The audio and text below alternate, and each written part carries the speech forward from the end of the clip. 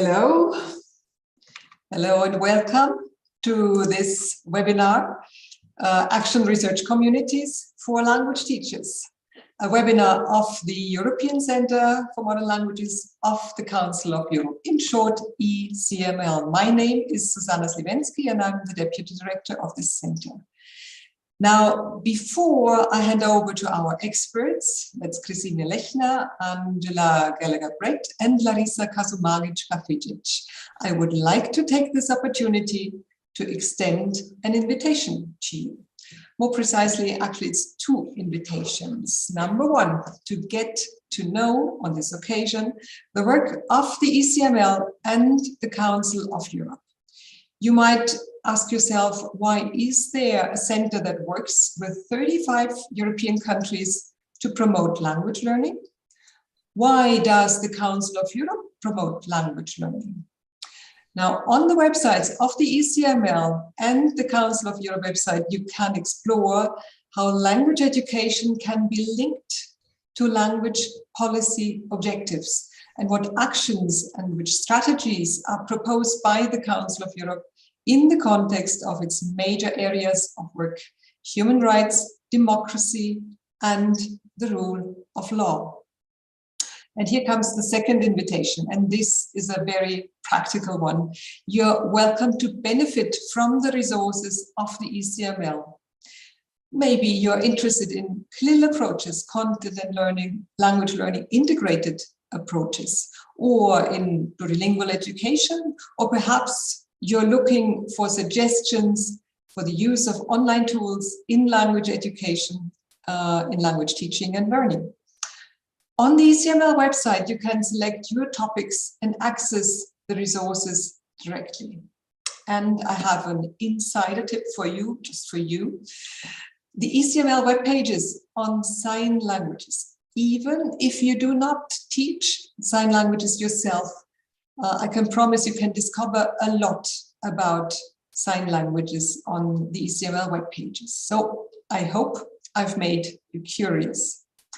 But I would now like to draw your very special attention to the presentation of the ECML experts, Lechner, Angela-Gallagher-Brett, and Larisa Kasumagic-Kafedzic. I don't want to hide the fact that they are indeed a very successful team. Their approaches to action research are really popular. Sweden, Lithuania, and Denmark held training seminars with this team last year, and more workshops are planned in European countries this year. Last but not least, I would like to introduce a very special guest today, and that's Professor Lonnie Rao, Associate Professor Emeritus of the University of San Diego, California, and he's also the editor of an international handbook of action research. He's joining us today from the United States. He will comment on the work of the team, and I would like to say thank you for that and welcome Lonnie Rao. So this is the moment where you can dive into the world of action research. Please be prepared to contribute to this webinar. The team will ask you to respond to a Mentimeter survey and to contribute to a Padlet. So we're waiting for your responses, but at the moment I'm handing now over to Christina. Christina, the floor is yours. Thank you very much. Thank you very much, Susanna, for the introductions. And I would just like to welcome the participants to the Action Research Communities for Languages Teachers webinar. My name is Lechner. I'm a teacher educator, and I'm speaking from the Tyrol in the west of Austria. And I'm the coordinator of the project. And just my colleagues will say hello as well. I'm Angela Gallagher from the London area in the UK, and I work in teacher education for the higher education sector. Hello everyone, and greetings from Sarajevo. My name is Larisa Kasumagic-Kafedzic, and I work as an associate professor at the teacher education program of the English language department at the University of Sarajevo Faculty of Philosophy. And I also have a privilege and honor to introduce the overall topic of this very important field of action research by inviting everyone to use the link that I hope is by now shared with you in the chat box. So we have provided the Padlet platform with these 3 questions for everyone to think about, and just provide some brief comments and responses to the following. As you know, the general theme of the webinar is Action Research Communities for Language Teaching, Language Educators, and we'd like you to think about what does action research mean to you. So just to provide some brief comments, reactions, or what first comes to your mind when you think of the term action research. The other question that we would like to ask you is to think about how can action research support language education based on your own experience in the field of action research, or maybe on your assumptions of what action research could be used for. And the third question we'd like you to think about and reflect upon is the invitation to think and share with us the experiences in connection to action research that you have that you have established in your own teaching practice. So we give you a couple of minutes to think about that and to provide your responses to these important questions for us, as they will give us a better understanding of your own reflections, your own ideas in connection to this important field, and your own experiences. I will stop sharing at this point here to try to share the Padlet so that everyone can have a better understanding of the responses from the audience. So thank you for those who have already provided some of their responses. So we have that the experiences with action research have been related to the classroom experiences, master's research projects, student work, trainings,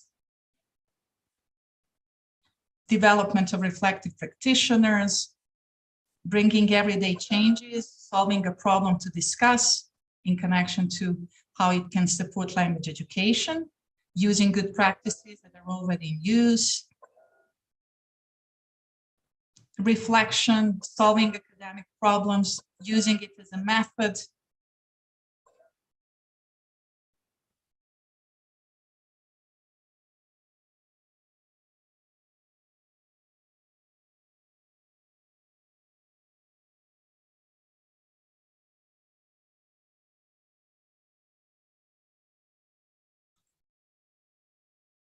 We also see that it's used in different levels of education. So university education, secondary, as a methodological tool for some of you. We also have participants who haven't had any experience with action research. So in that sense, this could be informative as an introduction.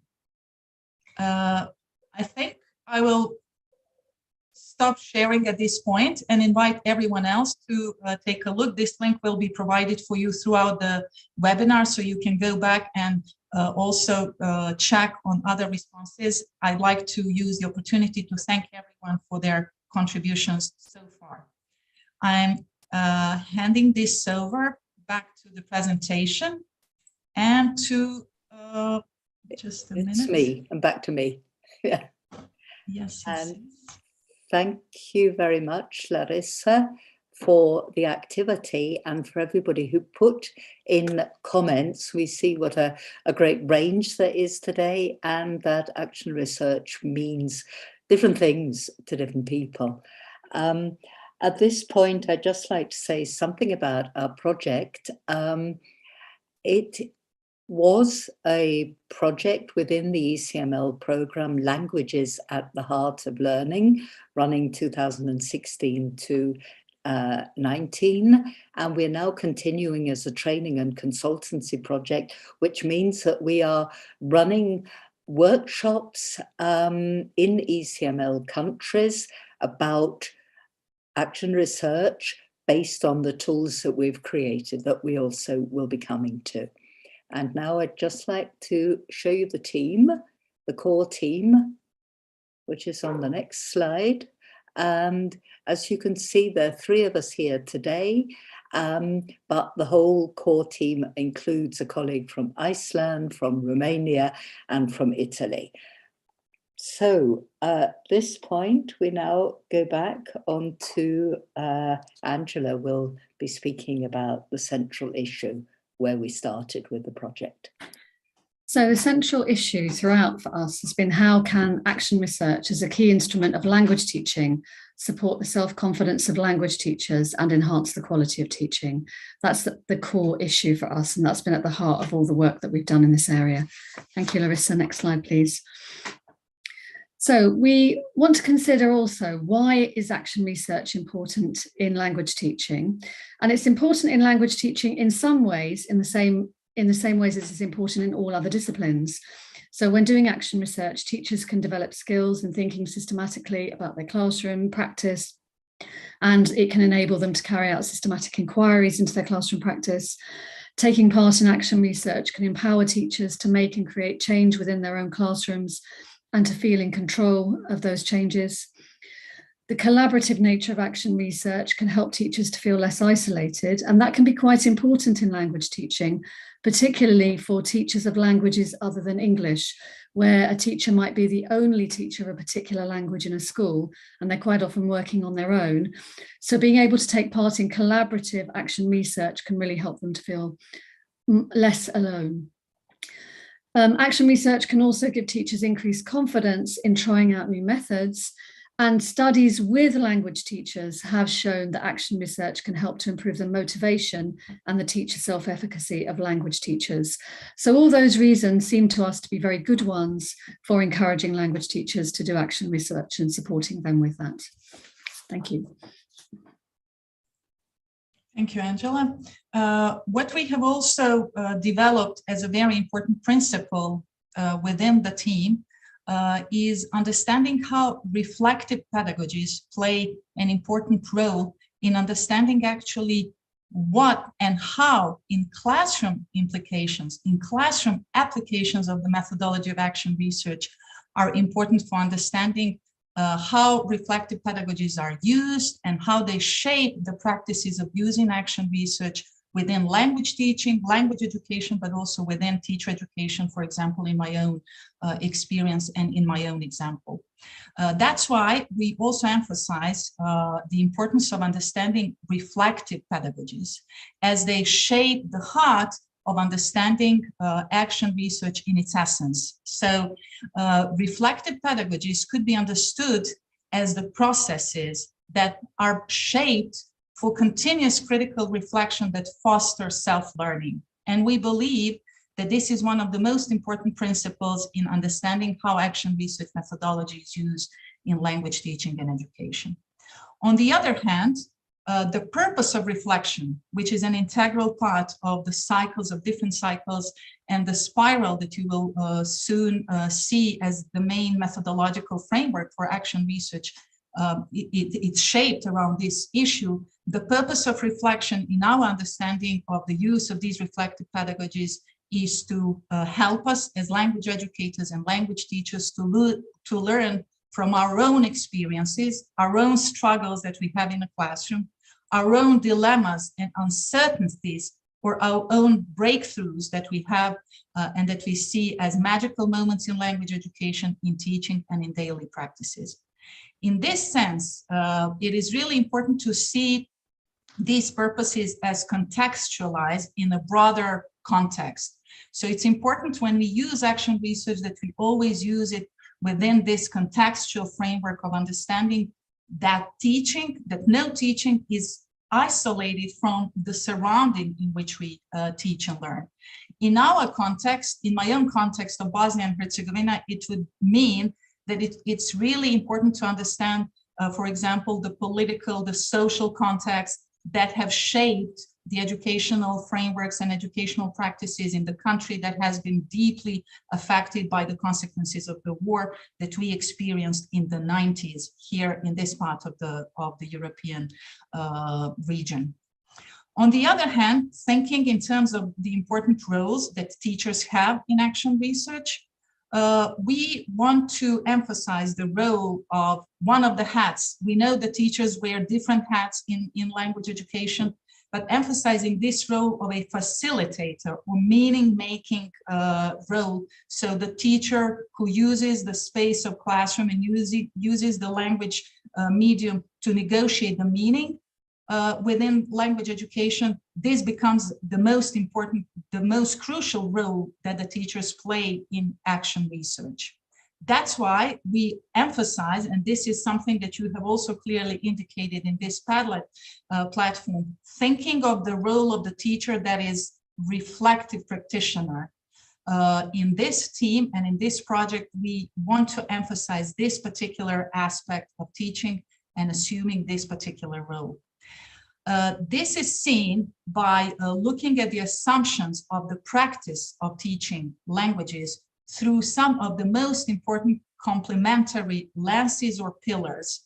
And we listed them here for us to think about how they actually make this patchwork of different influences and different experiences that are really crucial in understanding this complex role that teachers assume when using reflective pedagogies in language education. So the lens of using teachers' own autobiographies as learners of reflective practice is one of these pillars, these important pillars. So always shifting back and forth between these different roles that teachers assume, from teachers' roles to the learners' roles, so to continuously reflect upon what we learn as teachers, but what we learn in the process. So assuming this learner's role and learner's perspective would be very important in understanding this reflective practitioner dimension of action research. The lens of other learners' eyes, so this is also important, and anyone teaching would understand that this is one of the primary principles where we are aiming to understand the learner's perspectives and the learner's educational needs to better understand how they learn, what are the individual strategies that we use, how we can use differentiated teaching to meet the requirements and to cater for the individual needs of the learners within a classroom. The third pillar, or the third pair of these lenses, would be associated within this reflective practitioner's perspective to the colleagues' experiences. And this is exactly what we have been establishing and trying to build within our particular team. And this is learning from other colleagues' experiences. So it's important to build this network where the experience and knowledge is shared, and where we connect the dots in our own practices and in our own theories, when we sort of pave the way of using a particular approach or building our particular approach, reflecting upon these experiences with your colleagues within a network becomes a very important aspect of this segment of recognizing reflective practitioners' role. And finally, the lens of theoretical, philosophical, and research literature that could be translated and could be applied in a particular context, in a particular period of time, and in a particular teaching context of that particular school where the actions, the activities are taking place. Some of the strategies that define or are mirrored in the reflective pedagogies that we think teachers as action researchers or reflective practitioners are using in their teaching practice are always based on these reflective practices. So they're always reflective in nature, and they involve different strategies and activities that are related to critical reflections. For example, in my own teaching, I use Socrates circles. I use a lot of these critical reflection research papers, tasks, project-based learning that is rooted in critical reflection. Other strategies are related to self-monitoring, self-regulation. So a lot of these strategies help teachers become more autonomous and more independent in their approach to understanding how their practices are shaped and what matters in their own particular context. And lastly, the activities and strategies that are aimed for building the community. So the discussion activities, dialogues, understanding how language education could be transformed in my own context. For example, it becomes really important that we use the space, the possibilities of the classrooms, to use them to infuse the values of peace, for example, of intercultural learning. So using and combining reflective and peace pedagogies with intercultural sensitivity and development of intercultural competencies would become a very important strategy also that is very much reflective in nature. And lastly, all of these principles have been developed and proposed and researched by renowned authors, researchers, and professors. And we put a couple of these contributors here, like David Kolb, Donald Shawn, Graham Gibbs, and Stephen Brookfield, to name just a few of them who have contributed largely to the field of reflective pedagogies in our own understanding how they work and operate in classroom application. And I hand it over to Christine again. Thank you very much, Larisa, for the theoretical underpinning. And as you heard, we've been developing our own tools, but before we show you what we've been doing, we would like to get everybody to think and to join in again at the level of starting to think about your teaching, because this was where we started working with teachers, getting people to think about their teaching. I think again that the link will have been shared.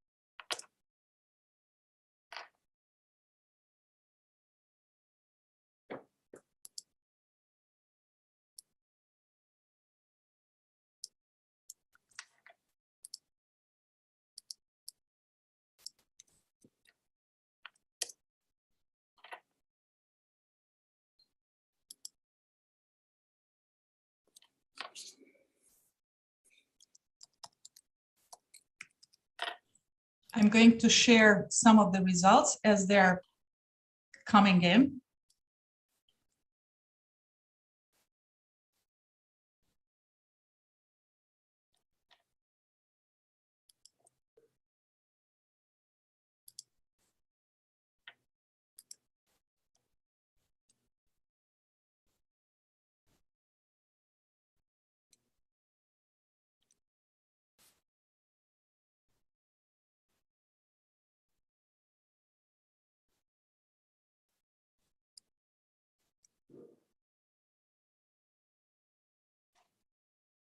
And it's great to see these coming in, answering the same two questions: what inspires you and what bothers you? And this was an approach, action research, starting with strength. What do you like about your teaching as a starting point, starting with strengths, but also it's fine to start asking questions. What bothers me? Classroom discipline, I'm not quite sure whether that's something once somebody's happy about the discipline or whether it's something that is bothering. So it's quite interesting to see these on a different level, and there are a lot of terms that have come up there. Learning in the centre.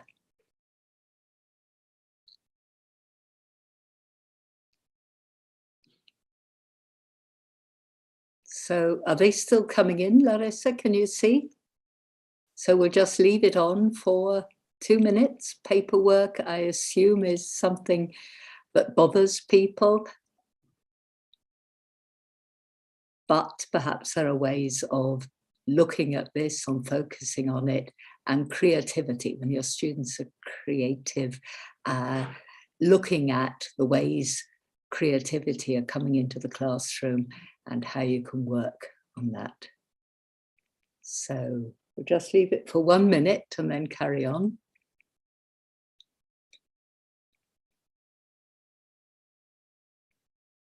When students remember something, yeah.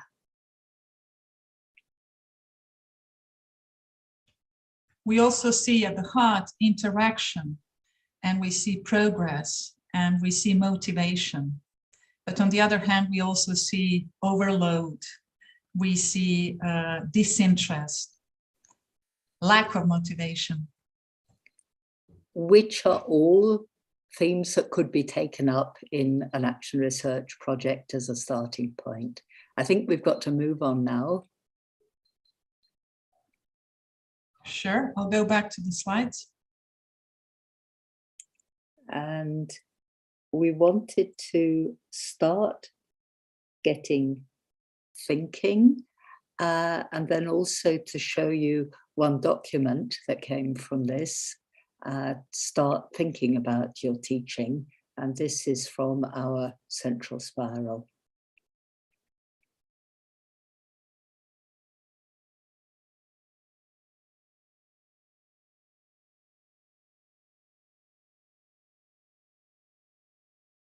And this was a document compiled by a colleague from Switzerland who is in the network, a list for, as a starting point for teachers to think about what makes you happy in your teaching, motivates you,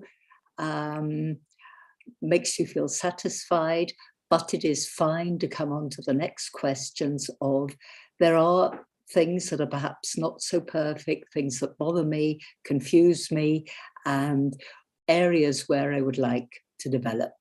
And then it goes on to questions of where changes could be implemented. So thank you very much. And we now come on to the network aims that Larisa was going to take us through.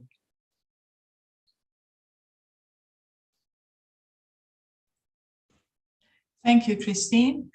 So going back to one of the principles when we discussed the roles of teachers as reflective practitioners. So in the context of discussing these 4 pairs of lenses or 4 pillars that are important for understanding this role of a reflective practitioner that the teacher assumes in the process of using action research, building communities and learning from your colleagues' experiences becomes a very important aspect and very important pillar in the development, in the professional development of teachers, but also in different levels of teacher career or teacher professional journey.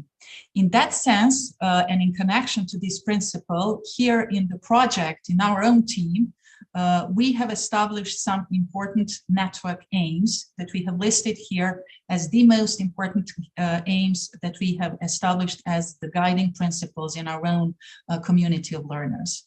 So making techniques for action research widely available to language teachers through the establishment of a community of practice, we consider as one of the most important principle and most important aim within the network. So making it widely available would also mean using the principles of democratic sharing, so making it more accessible and more available for a broader community of learners. Like we are doing today with through this webinar, we are trying to make the framework of action research and this project widely available for a larger community of language educators. The second network aim is to strengthen professional networks by linking academic expertise on action research with good practices in the language classroom. And this network aim is particularly important because we are trying, with this aim, we are trying to bridge the gap between the research, the theories, the theoretical foundations, the philosophies of action research with good practices. So we are trying to bridge this gap, and we are trying to build the bridge between these 2 important aspects in teacher development.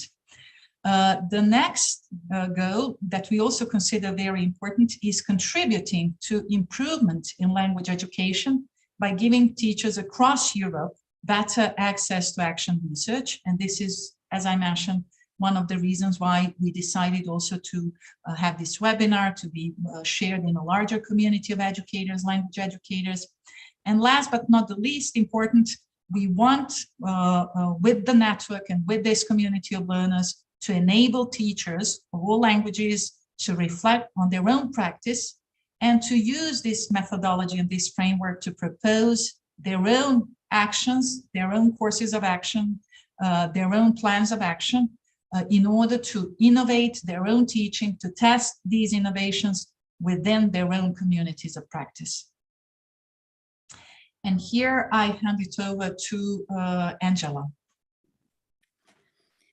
So there are lots of different cycles in action research, and what we've done is to adapt the cycle devised by two Austrian researchers, Altwichter and Posch. We've chosen this one because we find their approach very practical and really focused on classroom practice. And given that we're trying to get classroom teachers to do action research in their own practice, we found this a helpful one to adapt. So we want the spiral to support teachers in identifying steps on their action research journeys. We've tried to include lots of advice and guidance. We focus particularly on getting started in the breakthrough step, where teachers begin to reflect on their starting points for action research. We do this because in our work with teachers, we found that it's finding where and how to start that can be particularly challenging. And when you click on the different headings in the spiral, as Larisa is doing there, you can see there's a whole series of different resources that people can use to focus their own investigations in their own classroom. And the document that Christine shared earlier with the questions about how to think about your practice is part of that breakthrough step. So the breakthrough step is followed by On Your Way, which includes support for doing action research projects, and then finally a going further stage for people who want to continue the cycle. Because one of the things we want to show is that this is very dynamic and that action research is an ongoing cycle, and there's always more to do when we've done one part. Thank you, Larisa.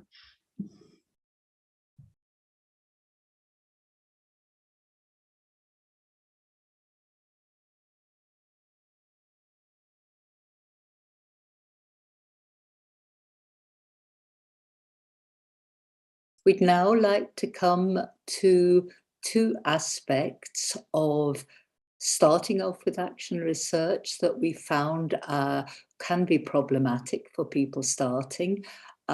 One aspect is that when we worked with teachers in our network and they started off planning their action research for their classrooms, we discovered that actually they were planning teaching units, that teachers in international groups started planning very enthusiastically and effectively, but they hadn't really thought about the action research side of it.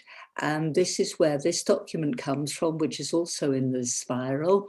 Questions asked when planning teaching units. What does one ask at the beginning? What will it be about? The general topic? How does it fit into the curriculum, for example? But on another level, if it is to be an action research project, there are other questions that we need to ask, such as what do I want to know about what I'm planning, what I'm interested in finding out. So this is something that's in the spiral, and we found that it is an absolute sort of pivotal point getting hold of this when you start off. Something else that we developed is the checklist, which we'd like to show you.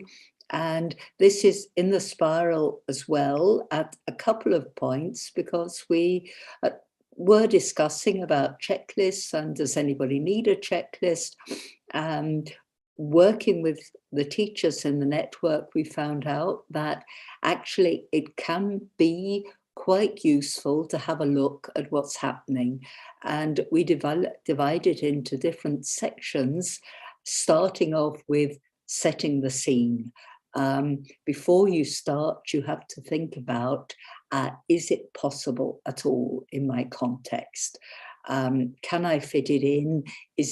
Can I do this in an ethical way? Starting out is the next stage. How am I going to start? And this again is connected with planning action research itself. Then the next point is, how am I doing underway? And finally, looking back,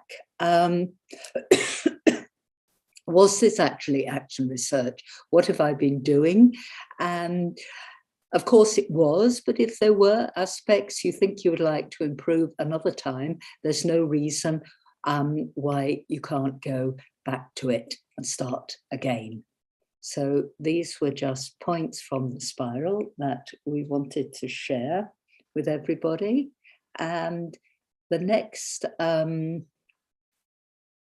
tool that we developed is actually a tablecloth to get people talking. This was devised for a face-to-face seminar, people in the room, but this was another aspect of getting started, looking at the tools. So it is ideally something that would be done in an in-person workshop where you would look at a large tablecloth in a room and talk together in small groups about the different tools of action research, reflection, interviewing, questionnaires, and think about what's fun, what do I enjoy doing, what is quick and practical, and then central question, where can I learn most?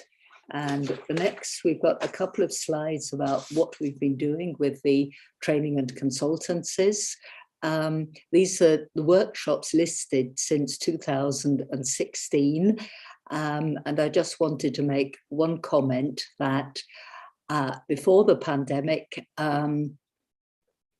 we went to cities, workshops were held in a particular place. From 2019, 2021, we had to go online. One result was that we were able to reach teachers all over the country. So there were 4 countries, but we could reach all over the country. And 2022, we are going to hold workshops in Armenia, Denmark, and Iceland, but we will see whether they will be online or we are hoping in the place. And to give you some insights into the way the workshops work, we have just a view of the Padlet that the organizers of the training and consultancy in Sweden set up. And this was the teacher's very first step, thinking about doing reflective work on their teaching, getting down what's happening in their classrooms on paper and putting it up as posters. And this was an online training. And feedback is always important. Got back in different ways. This was from a Mentimeter, from the workshop for German teachers held in Romania. And then in different ways, at the end of the workshop in Sweden, when colleagues told us, for example, they learned never underestimate the knowledge of colleagues, of fellow teachers, and a realization that I need to trust my students a bit more after the process of talking to students. And another one we picked up, that it's always ongoing. And then we'd like to come to some of the wonderful work that teachers did. I don't know, Angela, would you like to come in at this point, or shall I carry on? So we have these are some examples of work done by teachers in Lithuania. So this was online workshops at the height of the pandemic, when we were all engaged in remote working. And we were amazed by the incredible work that these teachers managed to do in their classrooms with their students, an incredibly stressful time. So we had a teacher working on online essay writing with her students. We had a group of teachers working on giving feedback. They were a group of teachers from the same school, and they were all focused on giving feedback, but they all used slightly different tools to do their projects. So they came up with slightly different results, but their work was fantastic. We were so impressed with it. Thank you, Christine. So thank you very much. And I can only reiterate that we were extremely impressed by what they came up with. And one of they were working on the same question, how to improve online feedback, but in slightly different ways. And one of the things that a number of them realized was the emotional level of the importance of the emotional level in the classroom that they hadn't thought of. Other people might have in the theory, but they hadn't thought of.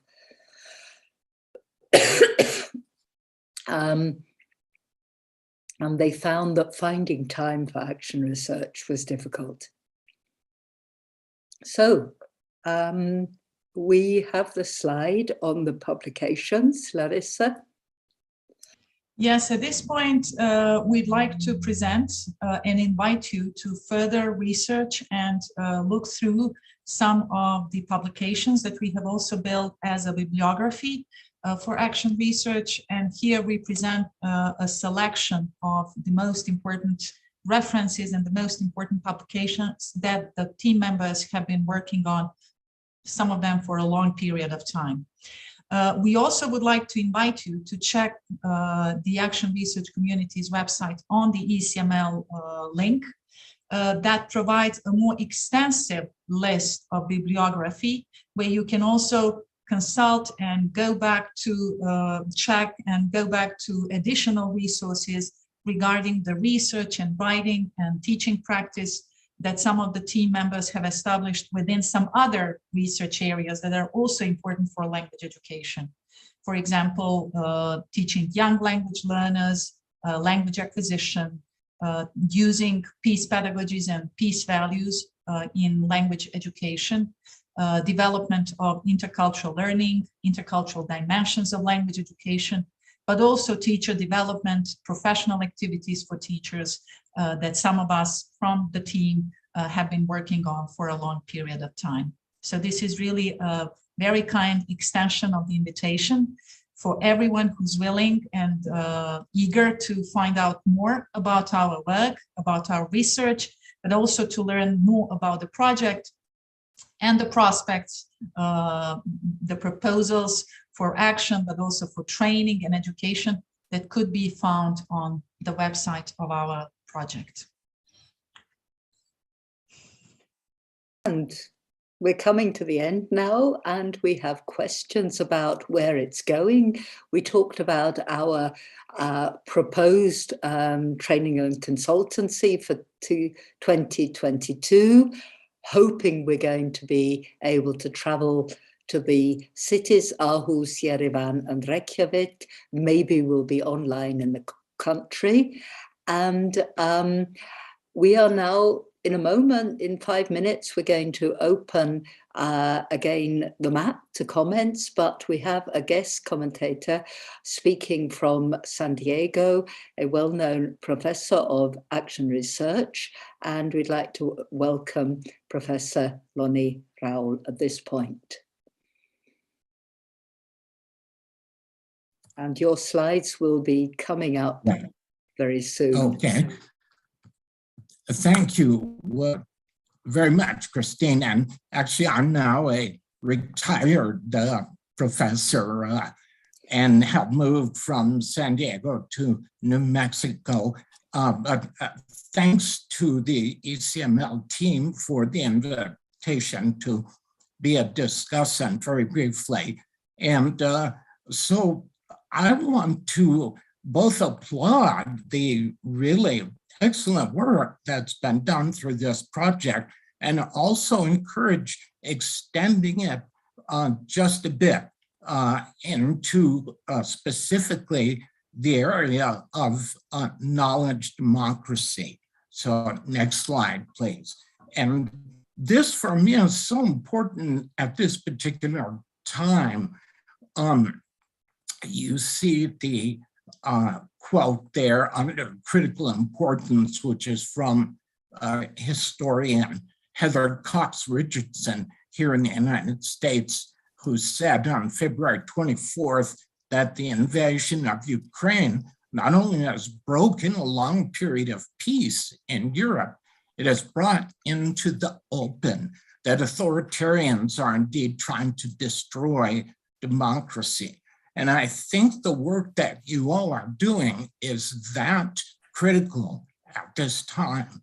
Your work is a pushback against all of those signs of authoritarianism that have emerged around the world: book bans, book burnings, misinformation, disinformation, the big lie, efforts to silence the free press.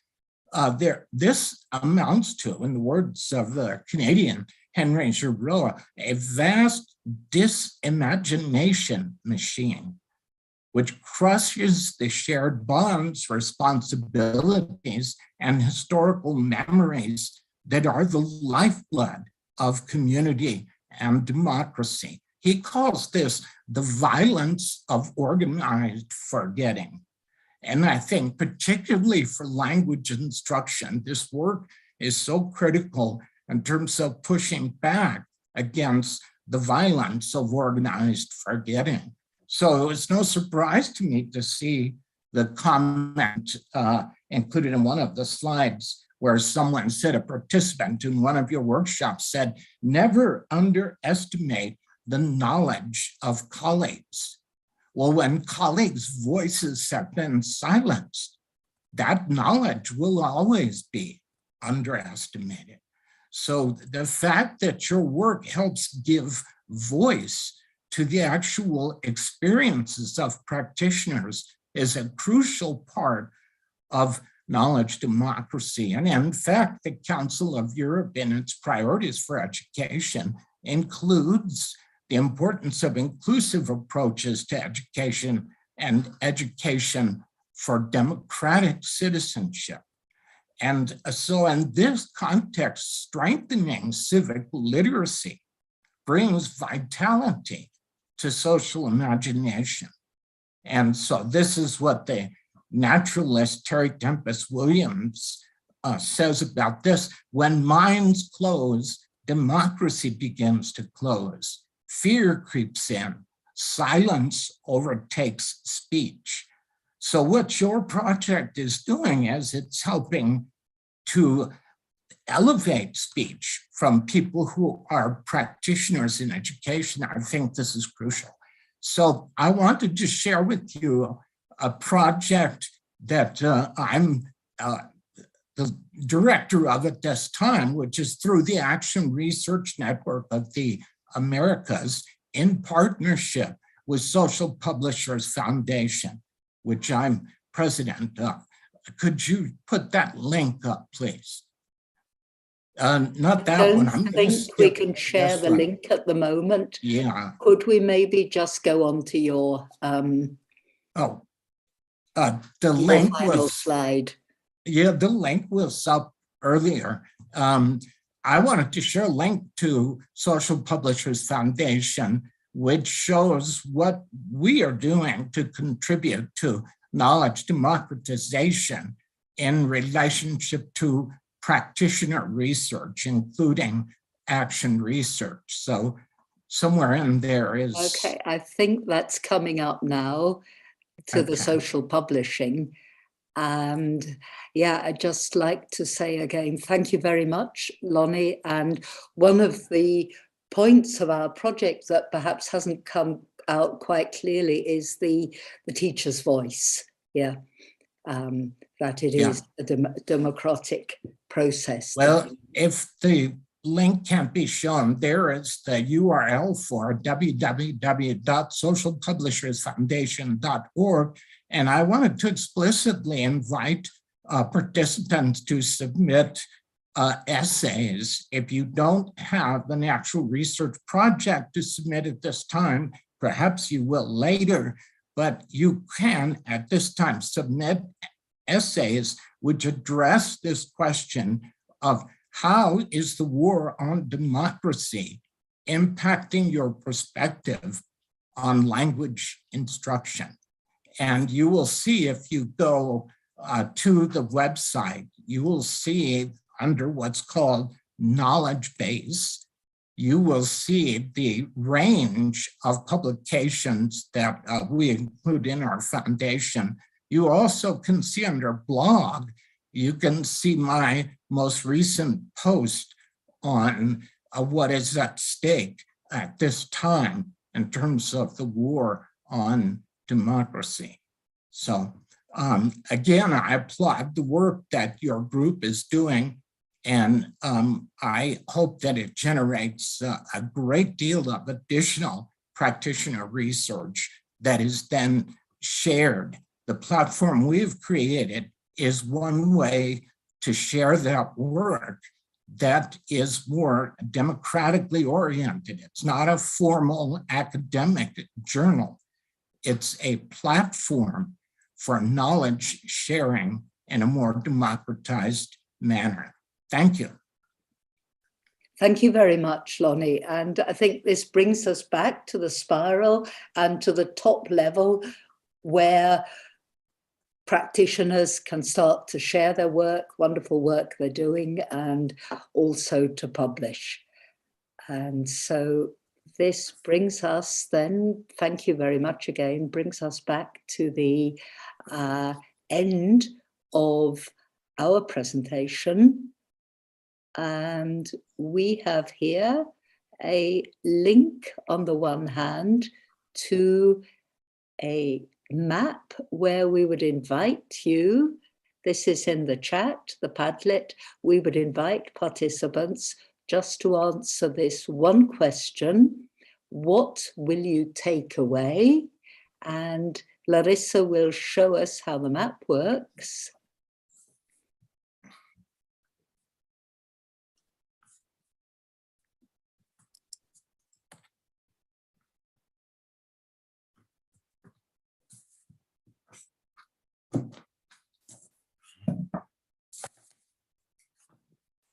So please, everyone, find your place on this world map and use this circle here with a plus to add your comment next to the city you belong to, or next to the city where you live, and the place from which you're actually attending the webinar.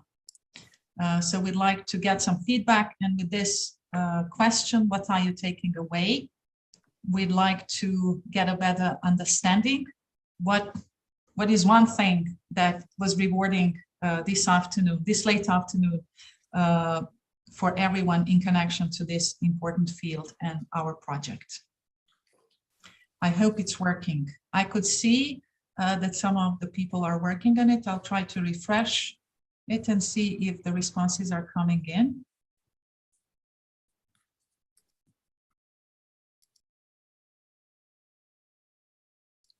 Indeed, yes, yes, we can see different parts of the world.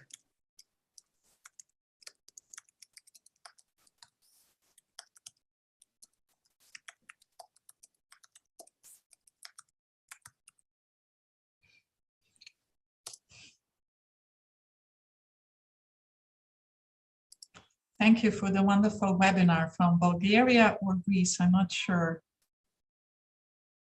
Austria. People are writing in now.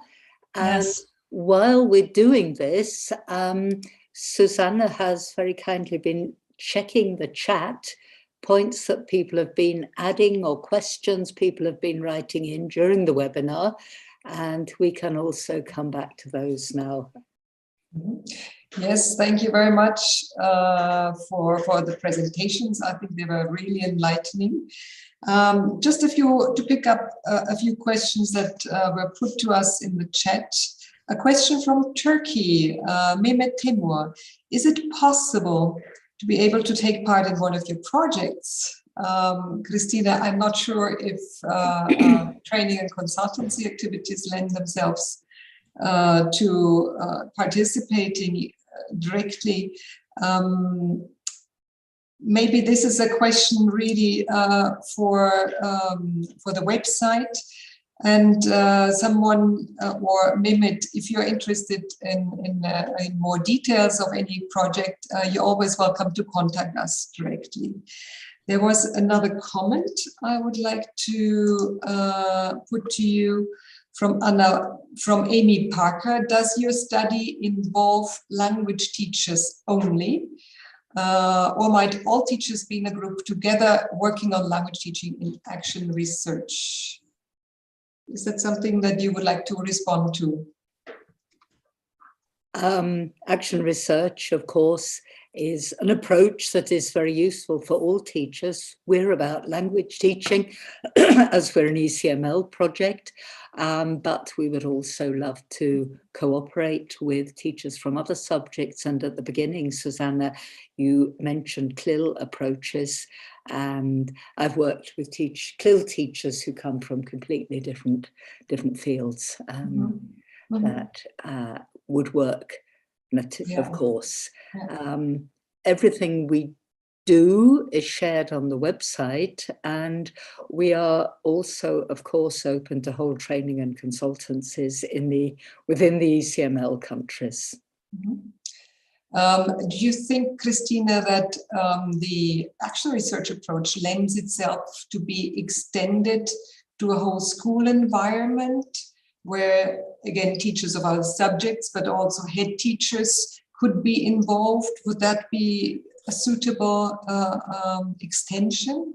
Most definitely. I would say important thing, as we heard from Lonnie Rowell as well, it's about democracy, about bottom up, about the teachers' voices, and with such projects it's always important that the teachers are involved and that it doesn't become a top-down project, I would say, but maybe Angela or Larisa would like to comment on that as well, the whole school.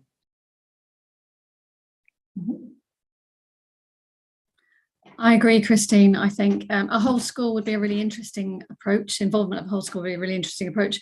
But the key thing, as Christine says, is it's bottom up. It's about teachers in their own classrooms, in their own practice. We wouldn't want something imposed from above. And so I think that's really important. Yeah, very much so. It's not about being researched upon.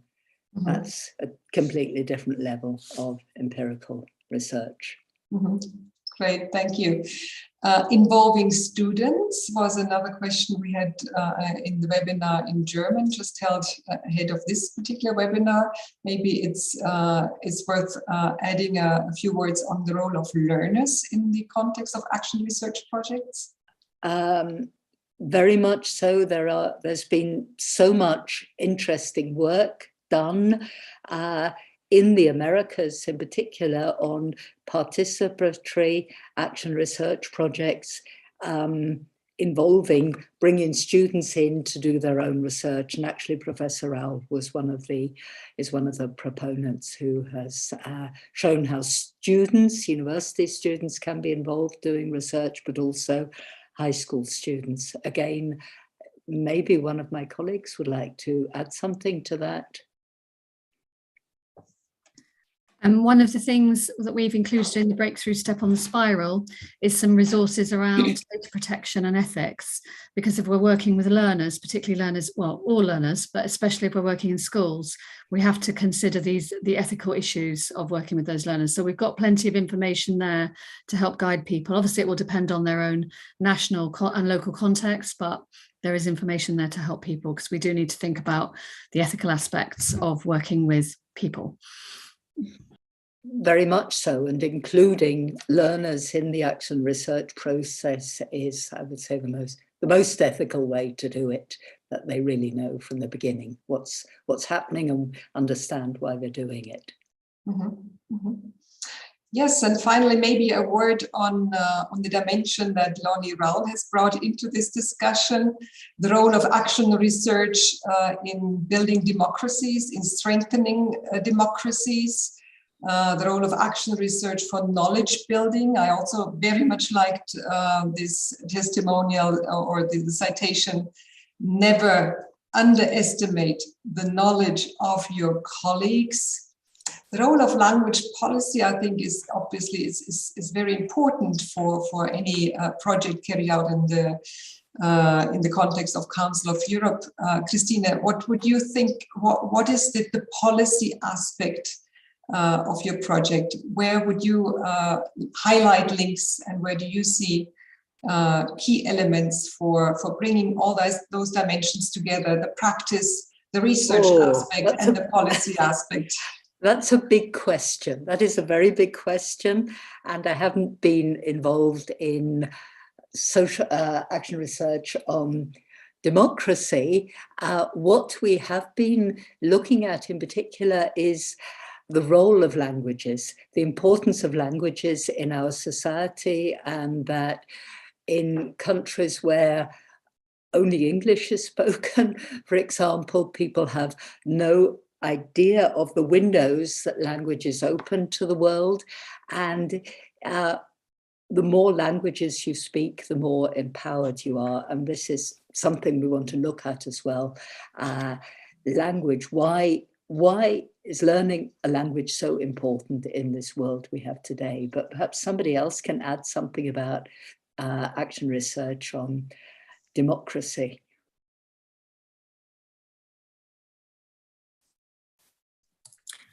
I'll just say really quickly that in terms of self-reflection, the whole question of the relation between action research and knowledge mobilization, that is the use of knowledge to impact policy, is at this point rather weak. And as part of the Knowledge Democracy Initiative, which is a project within ARNA that involves people from various parts of the world, we're beginning to take an in-depth look at that question. Governments still tend to turn towards identified big-name experts when they're considering policy changes in education. And overwhelmingly, the voice of practitioners is left out. And we think the global action research community has to begin to do a more effective job of being at the table in talks of policy development, policy changes. And I think the work that is exemplified in this workshop today is a fine example of how important it is to have that voice at the table. Thank you very much indeed. I think this is really an encouraging look forward. We have all the tools necessary provided by Christine and Angela, and I think this is really very promising. Larisa, you have also given us a great insight into the research background. Let's look at this together. I'm sure there's a lot in it, and forming communities, working with colleagues, I think is an excellent way forward to help shaping our democracies, to help shaping a peaceful future for all of us. And the role of language education, I think this has become very clear, is vital in all of that. I don't know, Christina, Angela, Larisa, would you like to say a few closing words now, or has everything been said?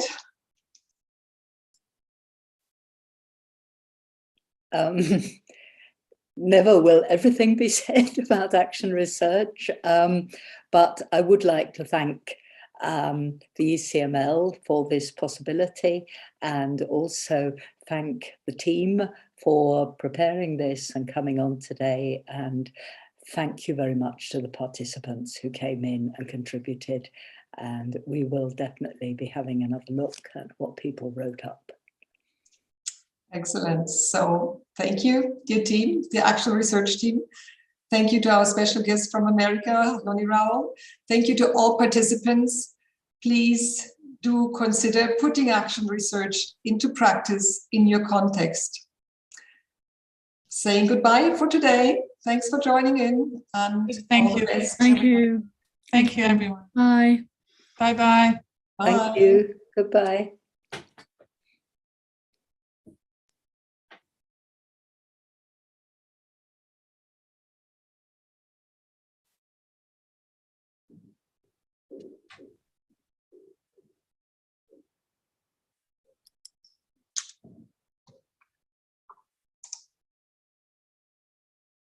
And I also have a privilege and honor to introduce